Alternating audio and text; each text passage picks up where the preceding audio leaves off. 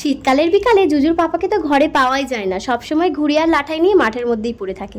ঘুড়ি ওড়াতে ভীষণ ভালোবাসে যে। আর আমি আর জুজু ঘুড়ি ওড়ানো দেখতে চলে এসেছি এদিকে। আমাদের আবার বেশিক্ষণ ঘুড়ি ওড়ানো দেখলে হবে না, কারণ জুজুকে নিয়ে ডক্টরের কাছে যেতে হবে। হঠাৎ করে জুজুর একটু ঠান্ডা লেগে গিয়েছে।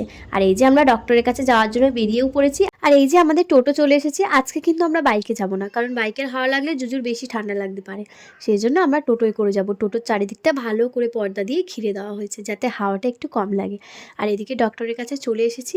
আর প্রত্যেকবারের মতো এবারেও যথারীতি আসার পথে জুজু ঘুমিয়ে পড়েছে। ও তো বাড়ি থেকে বেরোলেই ঘুমিয়ে পড়ে। তারপর আমরা ডক্টর দেখিয়ে নিলাম। ডক্টর বললেন তেমন টেনশনের কিছু নেই, হালকা ঠান্ডা লেগেছে, ওষুধ খেলেই কমে যাবে। তাই আসার পথে ওষুধ দোকান থেকে ওষুধগুলো নিয়ে বাড়িতে চলে এসেছি। বাইরে এত প্রচণ্ড ঠান্ডা, কিন্তু ঘরে এসে সোয়েটার টুপি সব খুলে দিয়েছে জুজু।